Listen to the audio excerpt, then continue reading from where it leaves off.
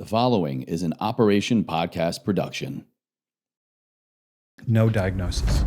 And that created so much fear and anxiety. And I realized that whether I have a diagnosis or not, life persists.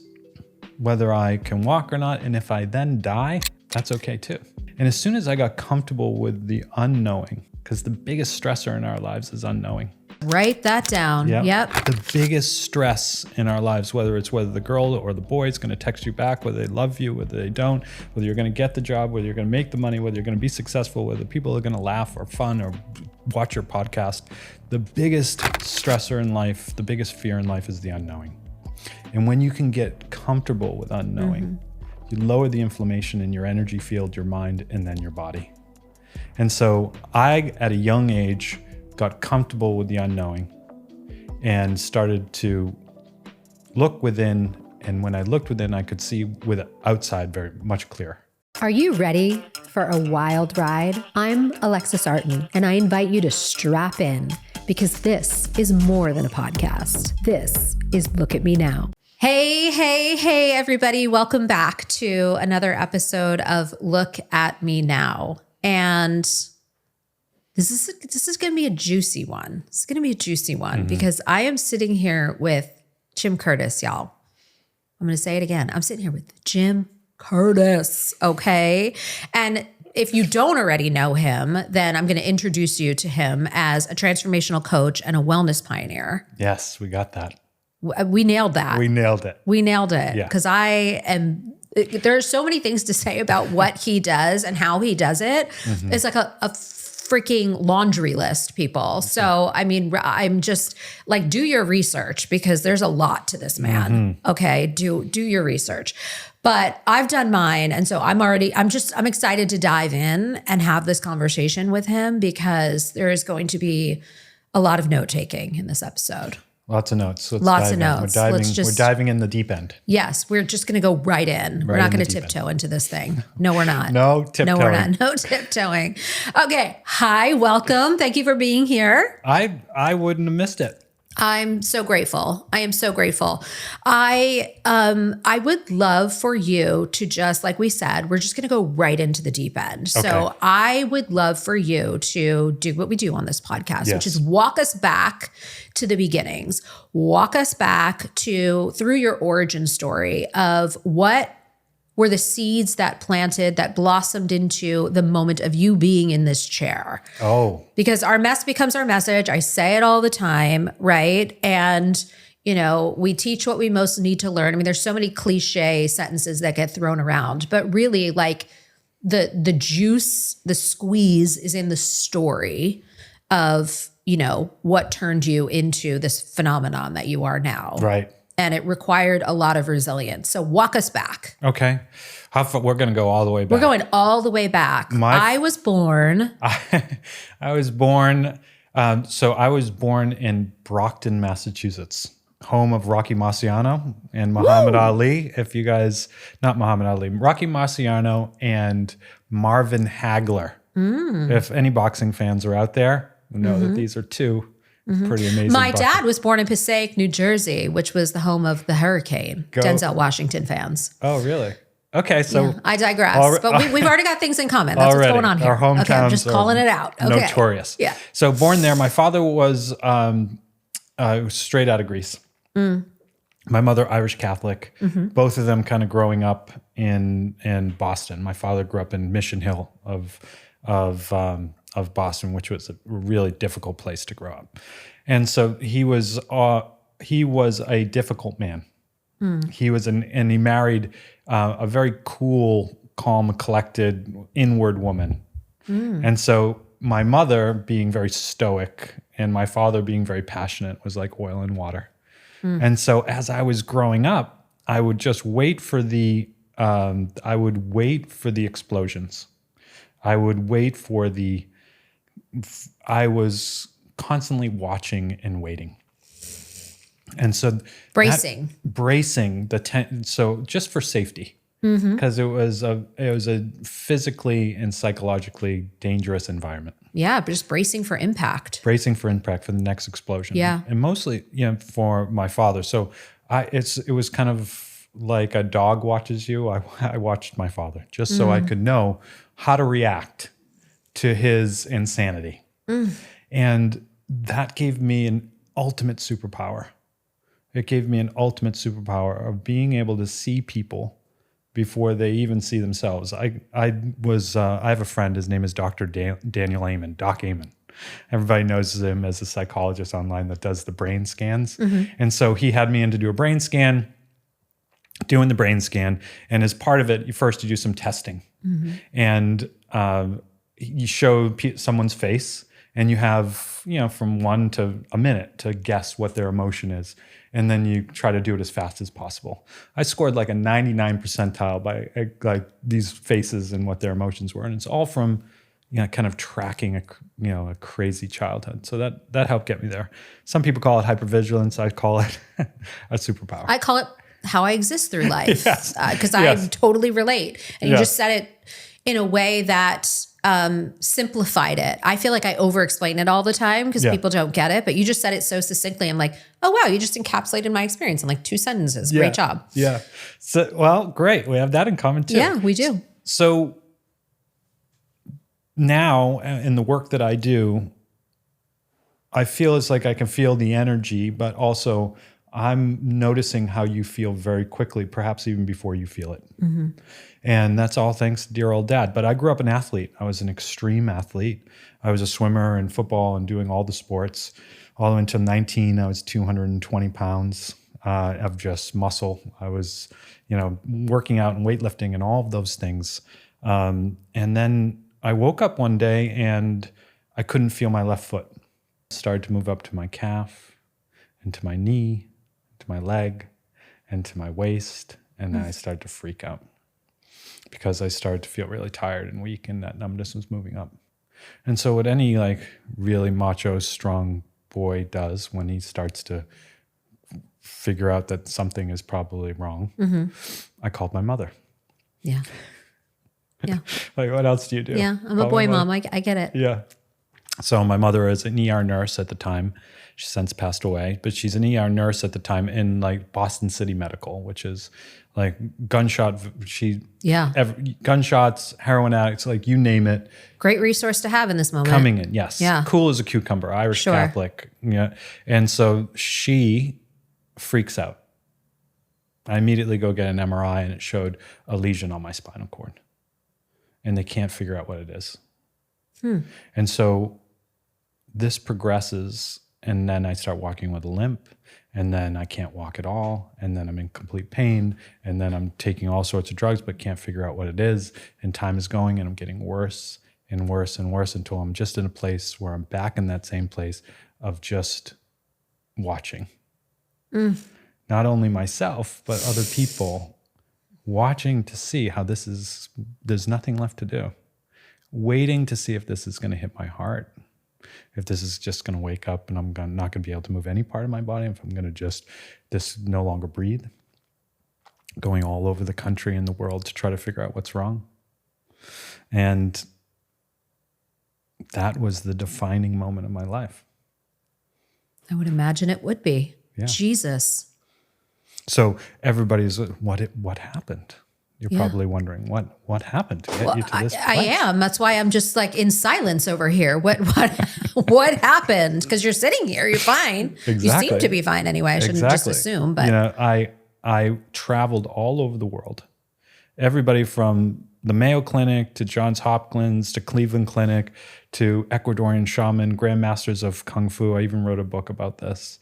All the way all over the world to try to figure out, hypnotherapists, Dr. Brian Weiss, like you name it, to try to figure out what was wrong, and no one could diagnose it. Want to know what happens when you treat hydration like a suggestion? Because the answer isn't just feeling a little tired or having dry skin. It can lead to some real health nightmares if left unchecked. Take it from this cancer survivor. Hydration is critical. The list of what goes sideways is massive, but it can be easily avoided.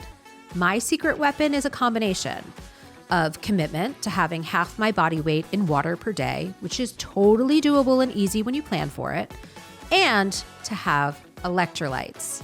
And not just any electrolytes with hidden sugars and hide and seek ingredients. My go-to is LMNT, the zero sugar electrolyte drink mix that is redefining hydration.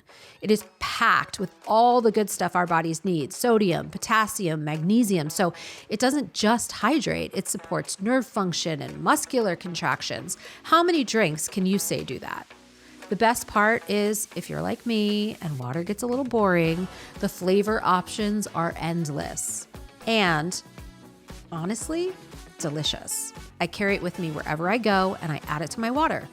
Enjoy meeting your hydration and electrolyte needs without any sugar, gluten, or artificial ingredients. This is the way that we restore and nourish our bodies that do so much for us. Oh, and get my special offer of a free sample pack with any purchase by visiting drinklmnt.com/LAMN. Enjoy, friends. No diagnosis. And that created so much fear and anxiety. And I realized that whether I have a diagnosis or not, life persists, whether I can walk or not. And if I then die, that's okay too. And as soon as I got comfortable with the unknowing, right? Because the biggest stressor in our lives is unknowing. Write that down. The biggest. Write that down. Yep. Yep. There's the first really juicy note for y'all to take with you. Yes. The biggest stress in our lives, whether the girl or the boy is going to text you back, whether they love you, whether they don't, whether you're going to get the job, whether you're going to make the money, whether you're going to be successful, whether people are going to laugh or fun or watch your podcast. The biggest stressor in life, the biggest fear in life is the unknowing. And when you can get comfortable with unknowing, you lower the inflammation in your energy field, your mind, and then your body. And so I, at a young age, got comfortable with the unknowing and started to look within. And when I looked within, I could see with outside very much clearer. And I got lucky. I found a doctor that, he had an experimental drugs that we did a cocktail of different drugs, and the symptoms started to go away a little bit, relieve a little bit. But nothing else was changing. I have to ask, given your level of holistic awareness, right? That all the parts and pieces of you are interacting to create your experience, and knowing what you know, that it's not ever one dimensional. It wasn't just a physical ailment. There were so many aspects of your lived experience that created this dis-ease in your body, right? Would you say that it was all of the uncertainty that was, and the fear that, it partnered with, lodged in your body, that created this unknown disease? Yeah. Yes. So Dr. Brian Weiss, that's exactly right, by the way. Yes. Yeah. Okay. So this unknown illnesses, right? And this, and because we couldn't figure it out, and then a cocktail of drugs lessened the symptoms, but the issue was still very much there. Yes. Very much there. Yes. And the mental anguish and the emotional anguish was still very much there. Right? Roger that. Okay. Yeah. So you're very so true. And so was this, as Dr. Brian Weiss, the author of Many Lives, Many Masters, if you haven't read that book, please read that book.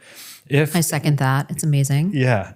Was this from a past life? Karmic energy that I brought into this life? Or was it from all the extreme fear and anxiety I had growing up, watching my parents, that built up into an emotional knot and then created illness, disease in my body? Probably, maybe some of both. So it wasn't until I realized that I could go within and accept a few things, and then look out with love, connect more to the loving feeling that eradicates fear, that all my pain went away, all my issues went away. I still walk with a limp today, but I don't hate myself anymore. And because of that, I love everyone else that has an issue. And that's what I've dedicated my life to doing. And I'm in no pain.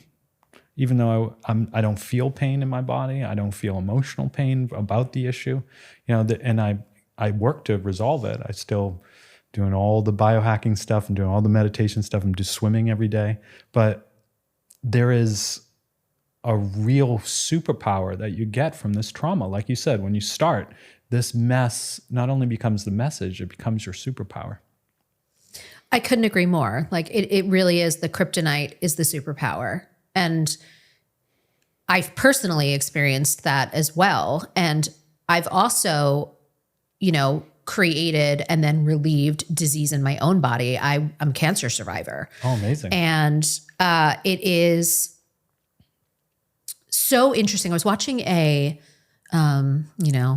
Instagram, but we were watching like an Instagram reel the other day about, I'm certified in NLP. So NLP stuff shows up on my feed. And there was a woman at an NLP biohacking conference who had brought a guy who was having neck pain up onto the stage and was repeating over and over and over again the same question with like very minute phrasing shifts when she was asking the question, right, about the pain in his neck. But really it was about, what feeling do you have when you think about the pain in your neck? Yeah.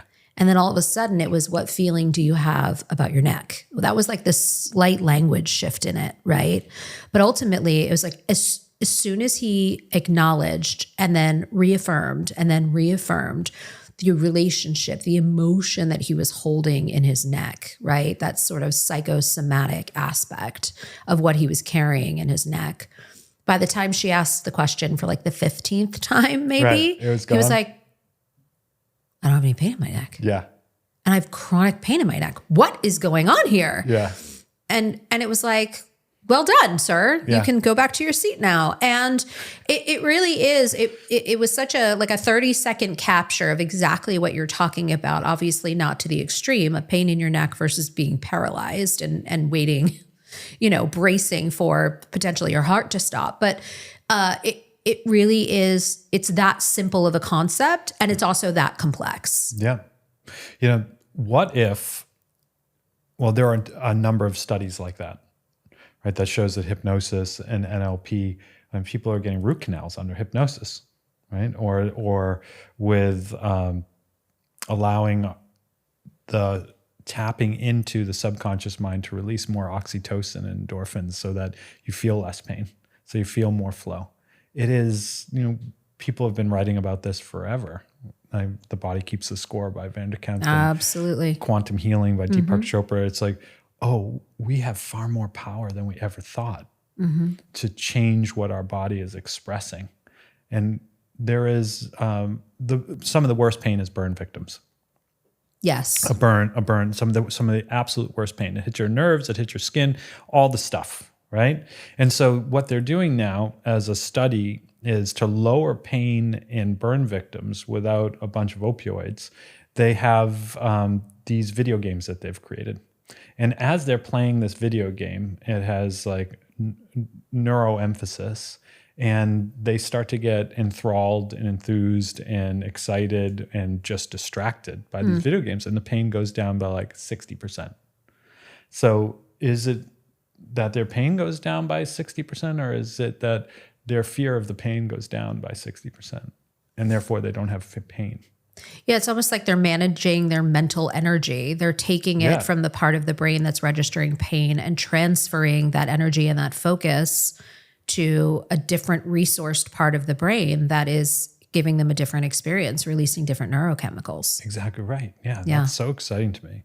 It is because, I have a mentor who always says, like, there's a pill for every ill, but is that just numbing the symptoms and not, to your point, getting to the root cause of what's really going on here so that somebody can really have agency over their health and their well-being? Yeah. Yeah. So anybody listening that's in pain, emotional, physical, like knowing that you're not your pain and that it can go, like there's hope. There's hope. There's hope. There's radical From the horse's hope. mouth, people. There's hope. This is the horse, Mr. Ed, talking over here. So let me ask you this, because sometimes that's a hop and a skip and a jump and a major leap for people to get to a place where they're even able to digest and metabolize the idea of hope. some people are so deep in their patterns, I will say, that it's hard for them to even access the potential to lean into hope. It's just too scary. It feels too woo-woo. It feels too, oh, that doesn't relate to me or whatever. Yeah. So can you walk us back to how you went into, I am going to embrace the unknown. I am going to allow myself hope, even in the face of, or the potential for there being light at the end of the tunnel, even though I'm in such a dark place. Right. How did you do that? How did I do that? Yes. So I never stopped being curious and exploring. And even when I was hopeless and I didn't want to get out of bed and I was like ordering takeout and just And what's the pointing? eating cheeseburgers in my bed, literally, why am I even going to get out of bed today? Type of thing. Yeah. There was still something that said, I'm curious about what could be. And so I would force myself to say yes. Someone's like, I got a guy you need to see. I would say, okay. Or I got a treatment you should try or something like that. And my brain would be saying, listen, it may work for them, but it's not going to work for me. No one knows, like that kind of thing. Or I've tried it all already and that's not going to work. Instead, I would just say yes. And at the very least, it would get me out into the world with people who had a different energy. And so I just persisted until it got easier. I took the steps, one step, and the next step followed. And that's what I always say in every one of my hypnosis is you take one step and the next step follows. You don't have to take all the steps. You just take one and the next step follows. Your feet will never fail you. And so that's what you do. But then I started a business called Health Central. Not started it, we bought it, started to redo it. And I created this documentary series called Live Bold, Live Now. And it told stories of inspiration. Stories about guys that had their stomach removed and had a colostomy bag, but still climbed 7 of the highest peaks in the world and was like under incredible pain when he was trying to go up Everest, and his whole bowels like seized and he couldn't get up and he had to be medevaced down.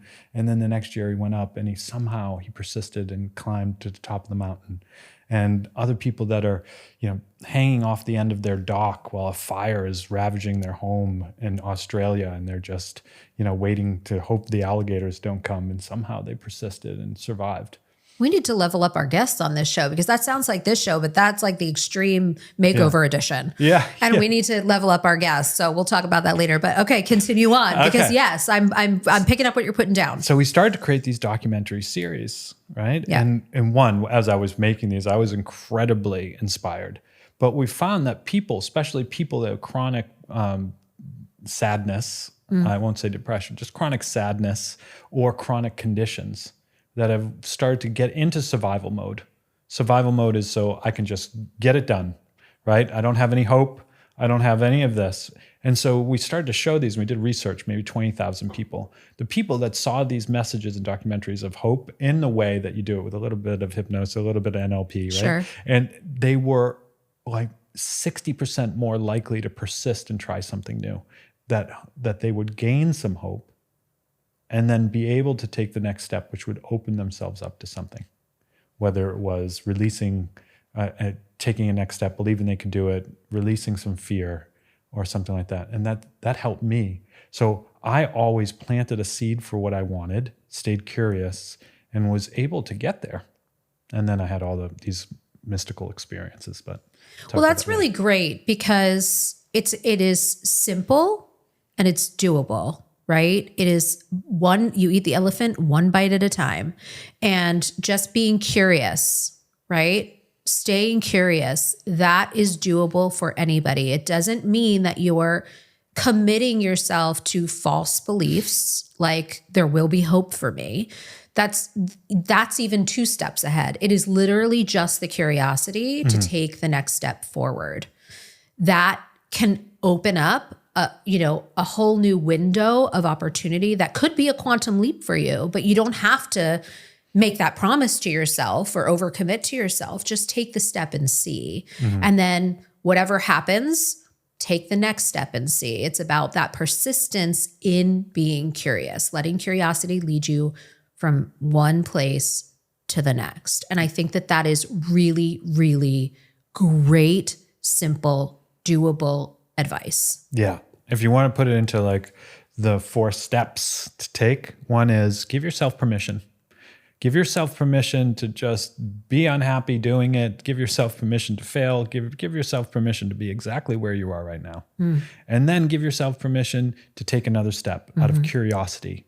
The curiosity that there may be something more out there for you. The curiosity that you don't know everything in this sixth sense, the cage of humanity that we're in. There's something greater that we can't see or know, and anything is possible. This is the curiosity. Give yourself permission. Be curious and take a small step. Just take a small step and then look for the next step. Even if a door closes, a window opens.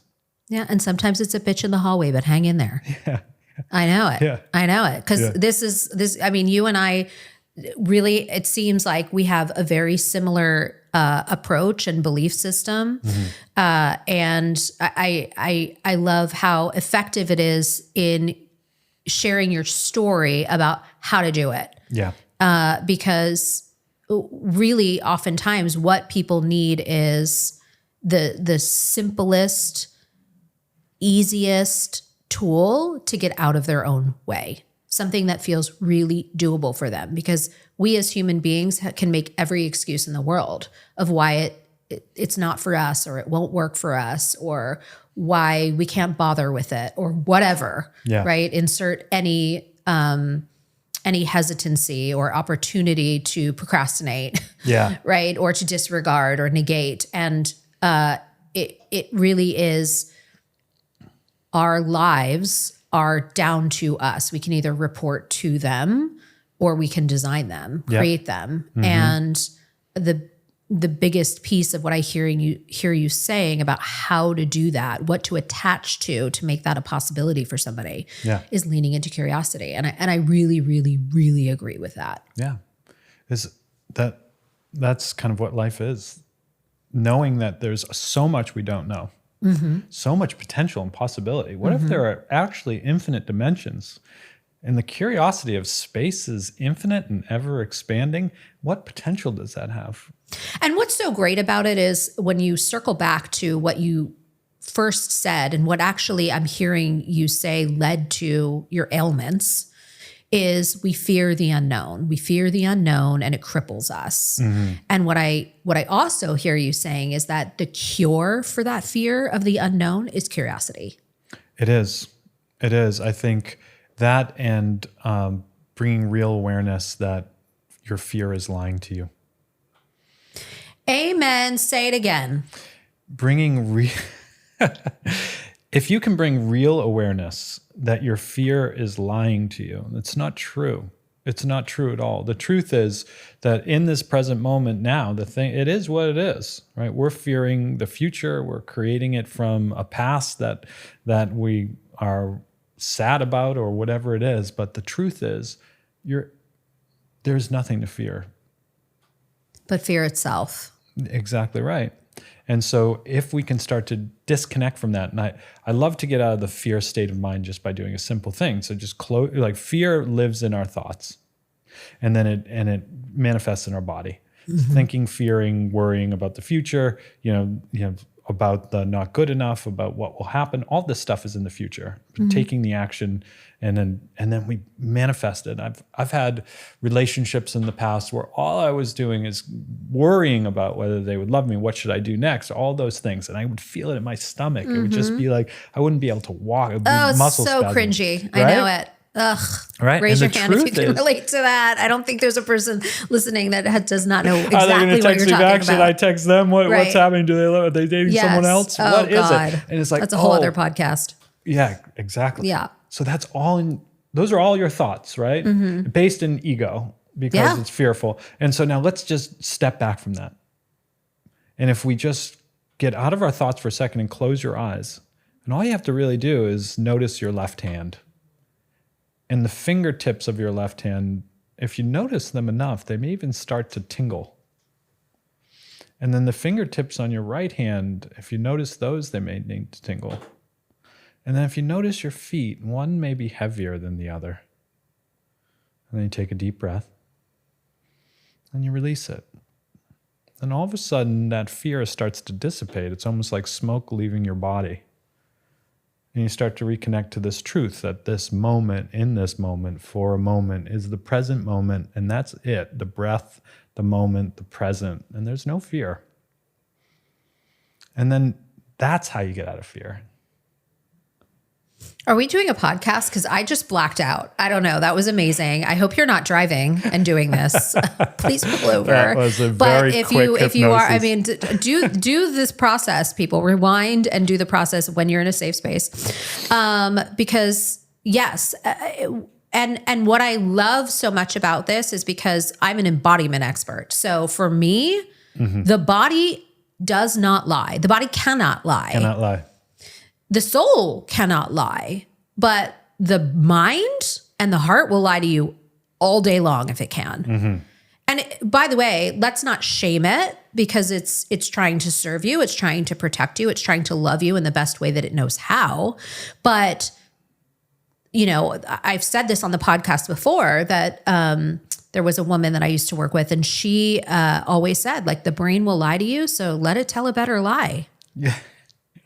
Like, make up some better stories here, people. Like, let's not go into a shame spiral about this, right? Because it's simply not true. But to your beautiful little, not little, immense, powerful moment that you just walked us through, that embodied hypnosis, it's really doing effectively what we talk about all the time as the integration of your soul body, really tapping into the wisdom of your deepest knowing, your soul, your source of unconditional love, your body holding your truth and brilliance and wisdom, and letting your mind serve those masters. Yeah. There's a higher voice, there's awareness that's watching everything that you're doing, and you know it, you can feel it. It's the I am that I am. Yes. And this I am, your body changes, your relationships change, your wealth changes, your experience changes. Think about when you were 10 years old. All those things that you wanted, hoped, those friends, all those desires that you have, they've all changed. But that voice hasn't. That higher knowing, that thought in your head, not the bad one, the one that recognizes the critical voice. That hasn't changed. That's your higher power. That's your connection to source. That is the creator itself living within you. Yes. Well, and let's speak to the people that this isn't their daily language. Let's speak to the people that their inner voice is an inner naysayer most of the time. It's an inner protester that is looking for all of the things that could go wrong and looking for why they're not enough and reaffirming all of the things that are going to keep them safe, that are not leaning into the constant state of curiosity about how that might not be true. Yeah. What can we do to give them a tool to activate that part of themselves that is dormant and isn't the muscle that they flex consistently? Yeah, I love the mirror exercise. So the mirror exercise, you take off all your clothes, get in front of the mirror, stare at yourself. Every sentence that comes up in your head, you write down all the critical stuff. You may even say, "Oh, well, look, I like my eyes today. My hair looks good today." Or you may say, "Boy, you're getting old. You look fat. You need to, like, that stomach." I mean, like, all the things you write down, and then you recognize, oh, these are all the things I say to myself that are critical, right? And, you know, would I say those to a best friend? Would I say those to my best friend? Or do I give other people more slack? Okay, so now I recognize, I have awareness that I have this critical voice that's saying terrible things that are not necessarily true, because, you know, other people don't see that, or I wouldn't say that to my best friend. And so now, how do you reconnect to that higher power, that kind of like higher spiritual power? So we start to say, what would,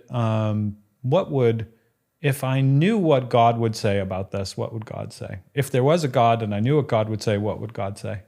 Or if I didn't have these feelings, what would I feel? Yeah. And you start to say, oh, okay, there's a different voice. There's a different possibility there. And then the greatest way to create a sense of connection and calm is to go into nature. Just a quiet place where there is nature that you can start to connect. Your body will immediately regulate because it is connecting to the energy of something greater. We think we're separate from it, but we have the same oxygen as the air, the same salt as the seas, the same minerals as the mountain, the same DNA as many of the animals. We are 100% connected. And when we can get into nature, we regulate and connect. Yeah. I mean, we are 80% water. And if you think about water, water always takes the shape of its environment. It always takes the shape of its container. Yeah. It, if it's cold, it freezes. If it gets poured into a glass, it takes the shape of a glass, or a lake, it takes the shape of the lake, right? If you heat it up, it boils. Like, you really do have to, at certain times, realize that you are one with nature and that there is something very healing in realizing the immensity of you. Mm-hmm. Everything's energy. So of course you're not separate. You're one. Yeah. And the last part is, okay, if these things were true, like, where do they live? Right? Open up your body, look in your brain and your heart. You're not going to find this critical voice. Mm-hmm. And so where did it come from? It just wasn't innate in you. You came as a baby, you didn't have this critical voice. Correct. So it was programmed. Who was it programmed by? It was programmed by your teachers and your parents and their parents, and it kind of trickled down of generational trauma and belief. And it's like, oh, okay, I was programmed with this shit. So if I was programmed with it, then I can be programmed with other. Right. Let's change the program. Right. And that's totally possible. And if I can change the program, then none of it's real. And the science of that is epigenetics. I mean, we absolutely can change the programming. We can update the programming. And the mirror exercise I love. And having been somebody that taught pole dance and striptease to empower women, yes, like, I know that sounds like a paradox. It's not.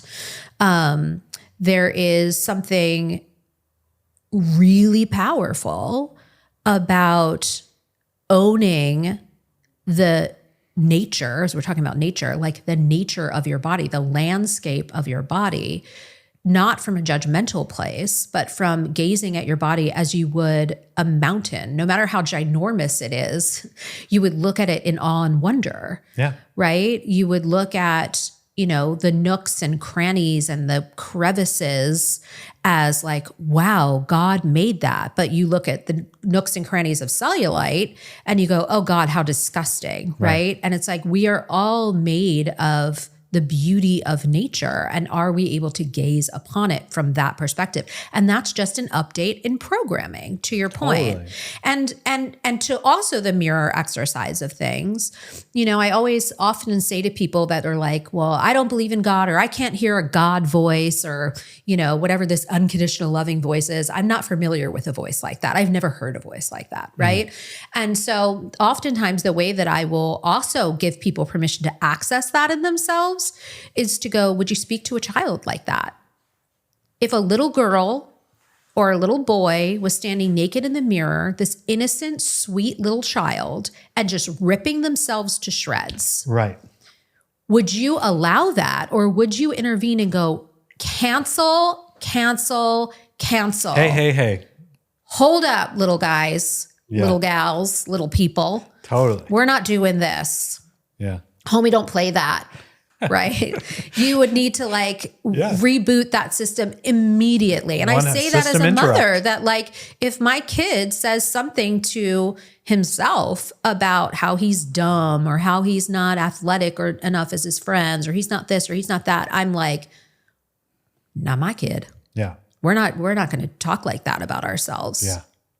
Right. I love just doing this simple exercise. If you look at your fingers, your nail goes into your cuticle, which goes into your finger, which is covered by skin, that if it gets cut, it regenerates. The intricacy of our design is undoubtedly divine. How could it possibly be that we are this? And then to criticize that perhaps our nails aren't the right color or that our fingers are too long.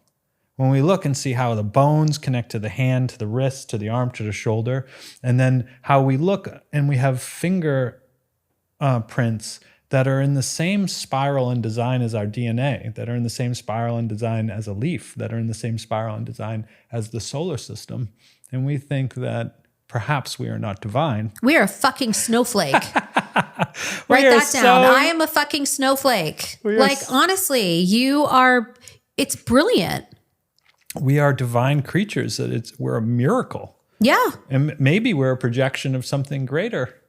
But that's for another episode. That is for another episode. We're going to have to do it. We're going to have to do another episode. This is insane. Yeah. We could spiral into oblivion. We are going to quantum collapse into another universe by the end of this podcast. Okay. Well, I don't want to miss a beat here. So in this moment in time, right? Like, let's just assume that there's not millions of existences we're in simultaneously. Let's just be in this moment here now in this lifetime. Bring it back. Bring it back. That may overwhelm someone. The really infinite reality of space that's expanding. Really could. Space and time is let's not even get into that one. So let's just be here now. Let's be here now. I am what I am, and I am, and I am. Yeah. So what is present for you? What are you currently working on? What are you doing? What is the space-time continuum of now look like for you? I was in the digital technology and coaching space for big companies for a long time, developing them, selling them, exiting them, leading them, that kind of thing. And so I left that to work with people one-on-one because I found that was most fulfilling for me. Because there is no one that we don't mirror that comes into our lives. We are a mirror for everyone in our lives, the good and the bad people too. And so now I see everybody who's come into my life, I can either help because I've been through it, or through helping them, I evolve into my next level of healing. And so that's what I'm working on now. And that's a win-win. Yeah. And from both a practical and a spiritual sense, I'm working on identity. In the sense of identity being, okay, there's our identity. I am this, which we believe I am. I'm Jim Curtis. I have this ego. I have this whole identity thing. Everybody says death to the ego. I don't agree with that. But identity, I am this. But how do we change identity? Because when we change identity from I am this to I am that or something else, we're updating the programming. And we can have what we want. Because this identity right now may not be able to make $1 billion or, be married happily or have kids or whatever it wants to do. So how do we upgrade to the identity that can have that? Because there is one, people have it. Absolutely. And so that's what I'm working on with myself and people. Brilliant. Yeah. Where do we sign? Join one of my monthly groups. Yeah, no, I love it. I totally love it. So facing forward and looking ahead on the timeline. I mean, none of us have a crystal ball and we don't want to necessarily live in the future or try to forecast the future. But what is on the horizon as you look in that direction? In general, in life, in business? In all of it. Oh, okay. Here's what I see. Much more time in nature. I will be in New York City far less, and I will be living in nature. I see a farm with animals. Can I come visit? I see a podcast on a farm with animals. I see large scale events. I used to do 2,000-3,000 person events, and I didn't anymore. Now I'm doing 50 person events because it's more manageable, but I see big scale events. Let's collaborate on some of those. Okay. I have visions. Yeah. Okay, keep going. Yeah, and I see an abundance of love. I see all sorts of love, romantic love. I see helping people. I see a lot of abundance, just really delicious abundance in my future, now and in my future. And so it is. Yeah. And so it is. I see that in my crystal ball for you. Absolutely. Well, I want to end with the final question that I ask everybody sits in that hot seat over there. Okay. Yes, let me get ready for the final question. Yes, get ready. Prepare yourself. Nice deep breath. Yes. Just relaxing everything, letting your jaw soften. All right. So I want you to imagine that you have a mirror in front of you. Mm-hmm. And you're going to have a look at me now moment. So this is you alone with yourself letting all of the external gaze, judgments, expectations fall away. And you are alone with the most important person in the world, which is you and all the yous that you have been up until now. And you get an opportunity to acknowledge and validate the person looking back at you in the mirror. What do you have to say? You're good. I see this person in the mirror. I think for a lot of my life, I've struggled with this feeling of, am I a good person? And what I recognize that I see in that mirror is like, yeah, you're good. That give me the warm fuzzies. Good. Love that. Yeah.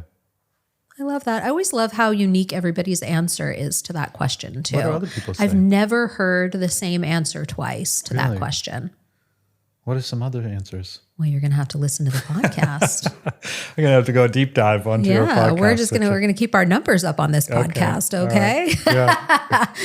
Yeah. Thank you so much for being here. I feel like we could do like a series of these because this is like so juicy. But in the meantime, now that everybody's wet their beak on your wonderfulness, where can they find you? How can they be part of your world? You can find me on Instagram. Jim Curtis 1 is the most easy way to get to me. And, I always have free guided visualizations that I'll do, or groups or courses. I have books that you can find on Amazon. There's all sorts of things happening. But if you want to be in the know, just join me on Instagram at Jim Curtis 1. I'm joining. Okay. I joined. I'm going to join right as soon as we drop the mic. Great. Again, I bow down to you, sir. Thank you so much for taking the time to be here and to share your story and your brilliance and your wisdom with everybody. I certainly will be inserting myself into your community, and I invite everybody listening to do the same.